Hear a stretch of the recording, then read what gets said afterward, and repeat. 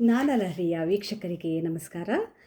ಈ ಹಿಂದೆ ಹೇಳಿದ್ದೆ ನಾನು ನಿಮಗೆ ಜಾತಿಯ 5 ವಿಧಗಳು ಮತ್ತು ಎಷ್ಟು ಅಲಂಕಾರ ಬರುತ್ತೆ ಎಲ್ಲ ಹೇಳಿದ್ದೆ. ಮುಂದಿನ ಭಾಗದಲ್ಲಿ ಆವರ್ತದ ಬಗ್ಗೆ ಹೇಳ್ತೀನಿ ಅಂತ ಹೇಳಿದ್ದೆ ನಿಮಗೆ. ಈಗ ಆವರ್ತ ಅಂದರೆ ಏನು ನೋಡೋಣ. ಆವರ್ತ ಒಂದು ತಾಳದ ಅಂಗಗಳೇನಿರುತ್ತೆ ಅಲ್ಲ, ಅಷ್ಟು ಅಂಗಗಳನ್ನು ಪೂರ್ತಿಯಾಗಿ ಒಂದು ಸಾರ್ತಿ ಹಾಕಿ ಮುಗಿಸಿದ್ರೆ ಅದಕ್ಕೆ ನಾವು ಒಂದು ಆವರ್ತ ಅಂತ ಹೇಳ್ತೀವಿ. ಒಂದು ತಾಳದ ಅಂಗಗಳನ್ನು ಪೂರ್ತಿಯಾಗಿ ಒಂದು ಸಲ ಹಾಕಿ ಮುಗಿಸ್ಬೇಕು, ಅದಕ್ಕೆ ಆವರ್ತ ಅಂತ ಹೇಳ್ತೀವಿ. ಈಗ ನಾನು ಒಂದು ನಿಮಗೆ ಉದಾಹರಣೆ ಕೊಡ್ತೀನಿ. ಸುಲಭವಾದ ಉದಾಹರಣೆ ಒಂದು ರೂಪಕ ತಾಳ. ರೂಪಕ ತಾಳದಲ್ಲಿ ಒಂದು ಆವರ್ತಕ್ಕೆ ನೀವು ಒಂದು ಆವರ್ತವನ್ನು ಹಾಕಿ ತೋರಿಸಿ ಅಂತ ಹೇಳಿದ್ರೆ ಏನು ಮಾಡ್ತೀರಾ? ಒಂದು ಧೃತ, ಒಂದು ಲಘುವನ್ನು ಹಾಕಿ ತೋರಿಸ್ತೀರ. ಇದು ಒಂದು ಆವರ್ತ ಮುಗೀತಿಲ್ಲಿಗೆ. ಏಕೆಂದರೆ ರೂಪಕ ತಾಳಕ್ಕೆ ಬರೋದು ಒಂದು ಧೃತ ಒಂದು ಲಘು, ಅದನ್ನು ಹಾಕಿ ಮುಗಿಸಿದ್ರಿ ನೀವು, ಅಲ್ಲಿಗೆ ಒಂದು ಆವರ್ತ ಮುಗೀತು. ಒಂದು ಆವರ್ತ ಅಂದರೆ ಏನು? ಒಂದು ತಾಳದ ಅಂಗಗಳನ್ನು ಪೂರ್ತಿಯಾಗಿ ಒಂದು ಸಾರ್ತಿ ಹಾಕಿ ತೋರಿಸೋದು. ಇದನ್ನು ನೀವು ಸಂಗೀತ, ಈಗ ಇದಕ್ಕೆ ಒಂದು ಉದಾಹರಣೆ ಬರಿಬೇಕು ಅಂದರೆ, ಮತ್ತು ನಿಮಗೆ ಆವರ್ತ ಏನಿದೆ ಅಲ್ಲ, ಆವರ್ತಕ್ಕೆ ಉದಾಹರಣೆ ಬರಿಬೇಕು ಅಂದರೆ ನೀವು ಒಂದನೇ ಸರಳೆ ತಗೊಂಡು ಬರೀರಿ. ಆವರ್ತವನ್ನು ಬರೆಯೋದು ಯಾವ ರೀತಿ ಅಂತ ನಾನು ಹೇಳ್ತೀನಿ ನಿಮಗೆ. ಒಂದು ಆವರ್ತದ ಪ್ರಾರಂಭ ಮತ್ತು ಅಂತ್ಯ ಏನಿರುತ್ತೆ, ಪ್ರಾರಂಭ ಮತ್ತು ಮುಗಿಸೋದು ಏನಿರುತ್ತೆ, ಎರಡೂ ಕಡೆಗೆ 2 ಗೆರೆಯನ್ನು ಹಾಕಿರ್ತೀವಿ. ಆಮೇಲೆ ಅಂಗಗಳ ಬದಲಾವಣೆಗೆ ನೀವು 1 ಗೆರೆಯನ್ನು ಹಾಕಿರ್ತೀವಿ ಮಧ್ಯಕ್ಕೆ. ನೀವು ನಿಮ್ಮ ಪುಸ್ತಕವನ್ನು ಗಮನಿಸಿದ್ರೆ ನಿಮಗೆ ಗೊತ್ತಾಗುತ್ತೆ, 2 ಗೆರೆ 1 ಗೆರೆ ಇರುತ್ತೆ ಅಲ್ಲಿ. ಏನಕ್ಕೆ ಅಂತ ನಿಮಗೆ ಗೊತ್ತಿರಲ್ಲ, ಈಗ ಗೊತ್ತಾಗಿದೆ ಅಂತ ಅಂದ್ಕೊಳ್ತೀನಿ. ಅದು ಆವರ್ತದ ಅಂಗಗಳನ್ನು ಸೂಚಿಸುತ್ತೆ, ಒಂದು ತಾಳದ ಅಂಗಗಳನ್ನು ಸೂಚಿಸುತ್ತೆ. ಆ ಗೆರೆಗಳು, 2 ಗೆರೆಗಳ ಮಧ್ಯೆ ಏನು ಬರುತ್ತೆ, ಸಿಂಗಲ್ ಗೆರೆಗಳು, ಇದು ಆವರ್ತ ಆಯಿತು. ಈ ರೀತಿಯಾಗಿ ನಾವು ಮುಂದಕ್ಕೆ ನಾವು ಏನು ಹೋಗ್ತೀವಿ, ಈ ತಾಳದ, ನಿಮಗೆ ಇದು ಒಂದು ಇಂಪಾರ್ಟೆಂಟ್ ಕ್ವೆಶನ್ ಇರುತ್ತೆ ನಿಮಗೆ. ಸಪ್ತ ತಾಳಗಳ ಹೆಸರು, ಅಂಗಗಳ ಗುರುತು, ಅಕ್ಷರಕಾಲ, ಇದನ್ನು ಬರೀರಿ ಅಂತ. ಅದು ನಿಮ್ಮ ಪುಸ್ತಕದಲ್ಲಿ ಇರುತ್ತೆ ನೋಡಿ. ಒಂದು ಪೂರ್ತಿಯಾಗಿ ಕಾಣಿಸ್ತಾ ಇದೆ ಅಂತ ಅಂದ್ಕೊಳ್ತೀನಿ. ಪೂರ್ತಿಯಾಗಿ ಇರುತ್ತೆ ಇದು ಪುಸ್ತಕದಲ್ಲಿ. ಈ ಒಂದು ಬಾಕ್ಸ್ ಏನಿದೆ ಇದನ್ನು ನೀವು ಬರಿಬೇಕು. ನಿಮಗೆ ಇದು ಬಹುಶಃ ಉಲ್ಟಾ ಕಾಣಿಸ್ತಾ ಇದೆ, ತಿರುಗಿ ಮುರುಗಿ ಕಾಣಿಸ್ತಾ ಇದೆ ಅಂತ ಅಂದ್ಕೊಂಡಿದ್ದೀನಿ, ಯಾಕೆಂದರೆ ವಿಡಿಯೋ ನಾನು ಎದುರುಗಡೆ ಇಟ್ಕೊಂಡು ಮಾಡ್ತಾ ಇದ್ದೀನಿ. ಈ ಒಂದು ಬಾಕ್ಸ್ ನಿಮ್ಮ ಬುಕ್ಕಲ್ಲಿ ಇರುತ್ತೆ, ಅದನ್ನು ನೋಡಿ ಆ ಬಾಕ್ಸ್ನ ನೀವು ಬರೆಯೋದನ್ನು ಅಭ್ಯಾಸ ಮಾಡ್ಕೊಳ್ಳಿ. ಇದು ಒಂದು ಬಹಳ ಇಂಪಾರ್ಟೆಂಟ್ ಕ್ವೆಶನ್. ಆಲ್ಮೋಸ್ಟ್ ಎಲ್ಲ ಕ್ವೆಶನ್ ಪೇಪರಲ್ಲೂ ಇದೆ ಇದು. ಸಪ್ತತಾಳಗಳ ಅಂಗಗಳ ಹೆಸರು, ಚಿಹ್ನೆ ಮತ್ತು ಅಕ್ಷರ ಕಾಲಗಳನ್ನು ಬರೀರಿ ಅಂತ ಹೇಳಿ. ಇದಾದಮೇಲೆ ಮುಂದಿನ ಒಂದು ಏನು ಟಾಪಿಕ್ ಅಂತ ಹೇಳಿದ್ರೆ ಗ್ರಹ ಅಂತಂದ ಕೂಡಲೇ ನಿಮಗೆ ನವಗ್ರಹಗಳು ಅದೆಲ್ಲ ಬರ್ಬೋದು, ಅದಲ್ಲ. ಇಲ್ಲಿ ಗ್ರಹ ಅಂದರೆ ಬೇರೆ ಇದೆ. ಸಂಗೀತ ರಚನೆ ಮತ್ತು ತಾಳ ಪ್ರಾರಂಭವಾಗೋದಕ್ಕೆ ಇರೋ ಒಂದು ಸಂಬಂಧ, ಸಂಗೀತ ರಚನೆಗೂ ಮತ್ತು ತಾಳದ ಪ್ರಾರಂಭಕ್ಕೂ ಇರುವ ಸಂಬಂಧಕ್ಕೆ ನಾವು ಗ್ರಹ ಅಂತ ಹೇಳ್ತೀವಿ. ಈ ಗ್ರಹದಲ್ಲಿ 2 ವಿಧ ಇದೆ. ಯಾವುದು? ಸಮಗ್ರಹ ಮತ್ತು ವಿಷಮಗ್ರಹ. ಸಮಗ್ರಹ ಅಂದರೆ ಏನು?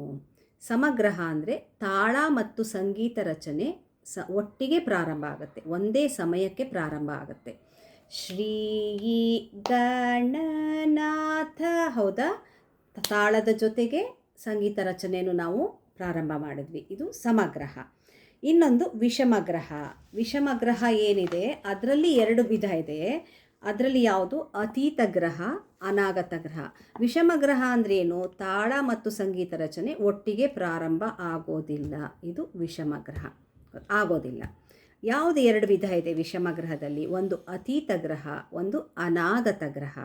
ಅತೀತ ಗ್ರಹ ಅಂದರೆ ಸಂಗೀತ ಮೊದಲಿಗೆ ಪ್ರಾರಂಭ ಆಗಿಬಿಡುತ್ತೆ, ಆಮೇಲೆ ತಾಳ ಪ್ರಾರಂಭ ಆಗುತ್ತೆ.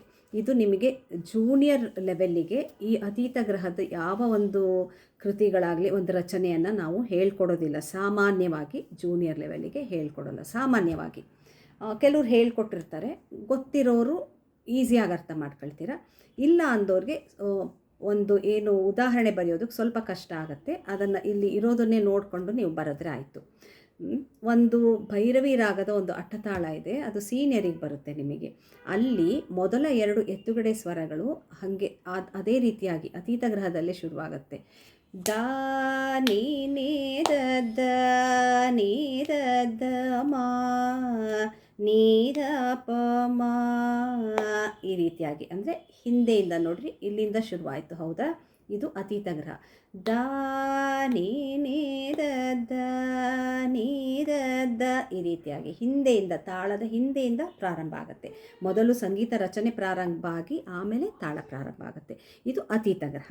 ಇದಕ್ಕೆ ಉದಾಹರಣೆ ಭೈರವಿ ಅಟ್ಟತಾಳದ ವರ್ಣದ ಮೊದಲೆರಡು ಎತ್ತುಗಡೆ ಚರಣಗಳು. ಗೊತ್ತಾಯ್ತಾ? ಚರಣದ ಸ್ವರಗಳು. ಇದು ಈಗ ನಾವು ಅನಾಗತ ಗ್ರಹಕ್ಕೆ ಹೋಗೋಣ. ಅನಾಗತ ಗ್ರಹದಲ್ಲಿ ತಾಳ ಮೊದಲಿಗೆ ಪ್ರಾರಂಭ ಆಗುತ್ತೆ, ಆಮೇಲೆ ಸಂಗೀತ ರಚನೆ ಪ್ರಾರಂಭ ಆಗುತ್ತೆ. ಇದಕ್ಕೆ ಸುಮಾರಷ್ಟು ಉದಾಹರಣೆಗಳು ನಿಮಗೆ ಜೂನಿಯರ್ ಲೆವೆಲಲ್ಲೇ ಸಿಕ್ಕತ್ತೆ. ನಿಮಗೆ ನಾನು ಒಂದು ಉದಾಹರಣೆ ಹೇಳಬೇಕು ಅಂತಂದರೆ, ಕಾಮವರ್ಧಿನಿ ರಾಗದ ವಾಡೇರ ಇದೆ ಅಲ್ವಾ, ವಾಡೇರ ಕೃತಿ ಇದೆ, ವಾಡೇರ ದೈವಮು ಮನಸ. ಅಲ್ಲಿ ನಿಮಗೆ ಅನುಪಲ್ಲವಿಯಲ್ಲಿ ಆಡಿನ ಮಾಟನು ಕಾಪಡನು ಚೂನು, ಆಡಿನ ಮಾಟನು, ಹೌದಾ? ಮೊದಲಿಗೆ ತಾಳವನ್ನು ಪ್ರಾರಂಭ ಮಾಡಿ ಆಮೇಲೆ ನೀವು ಸಂಗೀತ ರಚನೆಯನ್ನು ಪ್ರಾರಂಭ ಮಾಡ್ತೀರಾ. ಇದೇನಿದೆ ಇದು ಅನಾಗತ ಗ್ರಹಕ್ಕೆ ಉದಾಹರಣೆ. ಈ ರೀತಿಯಾಗಿ ನಿಮ್ಮ ಒಂದು ಪುಸ್ತಕದಲ್ಲಿ ನಿಮಗೆ ಆಗಿರುವಂತಹ ಪಾಠಗಳಲ್ಲಿ ಯಾವುದೇ ಅನಾಗತ ಗ್ರಹಕ್ಕೆ ಉದಾಹರಣೆ ಇದ್ದರೂ ನೀವು ಅದನ್ನು ಬರಿಬೋದು. ಬರೆಯುವಾಗ ಕ್ಲಿಯರಾಗಿ ಬರೀರಿ. ಯಾವ ಒಂದು ಕೃತಿ ಅದರದ್ದು ಪಲ್ಲವಿಯಲ್ಲಿದೆಯೋ ಅನುಪಲ್ಲವಿಯಲ್ಲಿದೆಯೋ ಅದನ್ನು ಬರೀರಿ. ಇದಿಷ್ಟು ಅನಾಗತ ಗ್ರಹ. ಈಗ ನಿಮಗೆ ತಾಳಕ್ಕೆ ಸಂಬಂಧಪಟ್ಟ ಸಂಪೂರ್ಣ ವಿಷಯಗಳನ್ನು ನಾನು ನಿಮಗೆ ತಿಳಿಸ್ಕೊಟ್ಟಿದ್ದೀನಿ. ಇದನ್ನು ನೀವು ನಿಧಾನವಾಗಿ, ಇದು ಬಹಳಷ್ಟು ಇರೋದ್ರಿಂದ ನಾನು 2-3 ಭಾಗಗಳಾಗಿ ಮಾಡಿ ನಿಮಗೆ ಹೇಳಿದ್ದೀನಿ.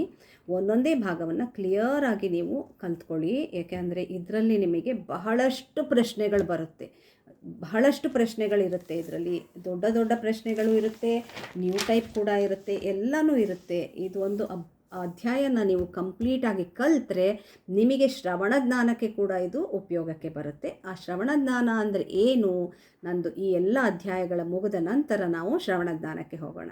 ಇದನ್ನು ಎಲ್ಲರೂ ಅಭ್ಯಾಸ ಮಾಡಿರಿ. ಇದರ ಒಂದು ಪ್ರಶ್ನೆ ಮತ್ತು ಉತ್ತರ ನಿಮಗೆ ಇದರ ಭಾಗಗಳೆಲ್ಲ ಮುಗಿದ ಮೇಲೆ ನಾವು ನಿಮಗೆ ಕೊಡ್ತೀವಿ. ಅಲ್ಲಿವರೆಗೂ ಧನ್ಯವಾದಗಳು. ಕಲೀರಿ, ಚೆನ್ನಾಗಿ ಕಲೀರಿ, ಎಕ್ಸಾಮಲ್ಲಿ ಚೆನ್ನಾಗಿ ಮಾಡಿ. ಆದಷ್ಟು ನಮ್ಮ ಈ ವಿಡಿಯೋಗಳನ್ನು ಶೇರ್ ಮಾಡಿ, ಸಬ್ಸ್ಕ್ರೈಬ್ ಮಾಡಿ, ನಮ್ಮ ಚಾನಲ್ನ ಸಪೋರ್ಟ್ ಮಾಡಿ. Thank you.